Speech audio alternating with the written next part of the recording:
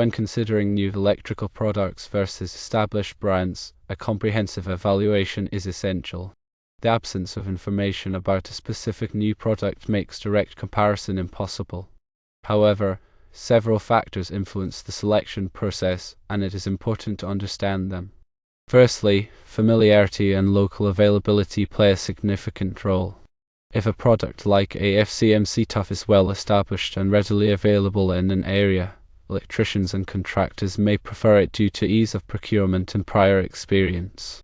Secondly, consider the product's compliance with the National Electrical Code, or NEC. All electrical products must meet specific standards for safety and performance. Check the product's listing with organizations like Underwriters Laboratories, or UL, or other nationally recognized testing laboratories, or NRTLs. The listing mark indicates that the product has been tested and found to comply with applicable safety standards. Thirdly, evaluate the product's specifications and performance characteristics. Compare these factors to the requirements of the specific application. This includes assessing the conductor size, insulation type, and overall construction of the cable. For example, if the installation requires a certain level of flexibility or resistance to environmental factors, the product must meet those criteria. Fourthly, consider the cost. While a new product may offer potential cost savings, it is important to factor in the potential risks associated with using an unfamiliar product. This includes the possibility of installation difficulties, performance issues, or code compliance problems. Fifthly, assess the level of support and technical assistance available from the manufacturer. A reputable manufacturer will provide clear documentation, technical support, and warranty coverage. This is especially important for new products, as there may be unforeseen issues that require assistance. Sixthly, evaluate the reputation of the manufacturer. Consider their track record for producing reliable and safe electrical products. Look for reviews, testimonials, and other information that can help assess the manufacturer's credibility. Seventhly, consider the specific requirements of the installation.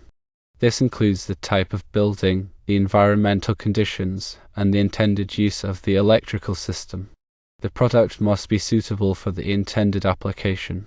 For example, if the installation is in a corrosive environment, the product must be resistant to corrosion. Eighthly, consider the training and experience of the electricians who will be installing the product. If the product is unfamiliar, it may require additional training or specialized tools. Ninthly, consider the potential for future maintenance and repairs. The product should be easy to access and repair, and replacement parts should be readily available. Tenthly, consider the long-term cost of ownership. This includes the initial cost of the product, the cost of installation, the cost of maintenance, and the cost of replacement. A product with a lower initial cost may not be the most cost-effective option in the long run. When evaluating MC cable, or metal-clad cable in particular, there are several specific factors to consider. Firstly, the type of armor. MC cable is available with different types of armor, such as steel, aluminum, and interlocked. The type of armor affects the cable's flexibility, durability, and resistance to corrosion. Secondly, the gauge and type of conductors. MC cable is available with different gauge and type of conductors, such as copper and aluminum. The gauge and type of conductors affect the cable's ampacity, voltage drop, and resistance to heat. Thirdly, the type of insulation. MC cable is available with different types of insulation, such as polyvinyl chloride, or PVC, and cross-linked polyethylene, or XLPE. The type of insulation affects the cable's resistance to heat, moisture, and chemicals. Fourthly, the overall diameter and weight of the cable. MC cable is available in different sizes and weights. The size and weight of the cable affect its ease of installation and handling. Fifthly, the bending radius of the cable. MC cable has a minimum bending radius that must be observed to avoid damaging the conductors or insulation. Sixthly, the pull strength of the cable. MC cable has a maximum pull strength that must not be exceeded during installation. Seventhly, the temperature rating of the cable. MC cable has a maximum temperature rating that must not be exceeded during operation. Eighthly, the listing and labeling of the cable. MC cable must be listed and labeled by a nationally recognized testing laboratory or an RTL such as Underwriters Laboratories or all. Ninthly, the manufacturer's specifications and recommendations. The manufacturer's specifications and recommendations should be followed closely during installation. Tenthly, the local codes and regulations. Local codes and regulations may impose additional requirements for the installation of MC cable. When evaluating a new electrical product, it is also helpful to consult with other electricians and contractors who have experience with the product. Their feedback can provide valuable insights into the product's performance, reliability, and ease of use. It is also important to stay up to date on the latest industry standards and best practices. This can be achieved by attending industry conferences, reading trade publications, and participating in online forums. Ultimately, the selection of an electrical product should be based on a careful evaluation of all relevant factors.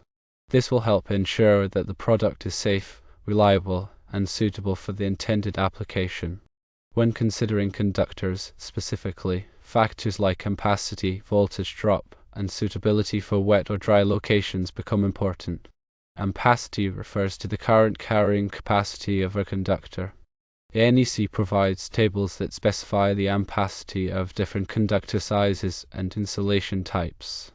For example, Table 310.16 lists the allowable ampacities of insulated conductors rated up to 600 volts, not more than 3 conductors in a raceway or cable or earth, based on ambient temperature and conductor temperature rating.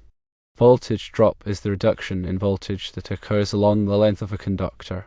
Excessive voltage drop can cause equipment to malfunction or operate inefficiently. The NEC recommends limiting voltage drop to 5% for feeders and branch circuits. The suitability of a conductor for wet or dry locations depends on the type of insulation. Some types of insulation are specifically designed for wet locations, while others are only suitable for dry locations. The NEC specifies the types of conductors that are permitted for use in different locations. Considering the electrical code is extremely important. For example, NEC section 300.11 addresses securing and supporting wiring. This section dictates how electrical cables and raceways must be supported to building structures.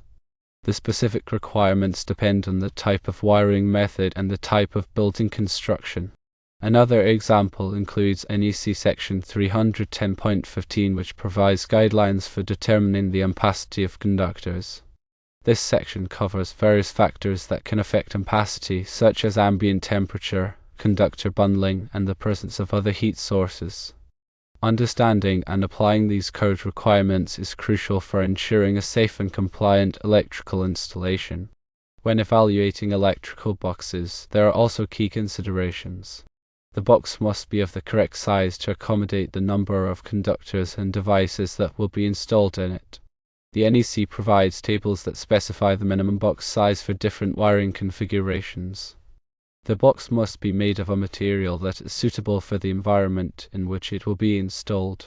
For example, a box that is installed in a wet location must be made of a corrosion-resistant material. The box must be properly grounded to ensure electrical safety. The NEC specifies the methods for grounding electrical boxes. When choosing between different types of electrical connectors, consider the following. The connector must be compatible with the type of conductor and the type of equipment that will be connected. The connector must be properly rated for the voltage and current that will be carried by the conductors. The connector must be installed correctly to ensure a secure and reliable connection. The type of environment where the connector is installed determines the type of material. For example, a connector installed near saltwater would need to be rated as such because the connector might be aluminum and therefore the aluminum may corrode. Considering all of these aspects allows for a well-informed decision.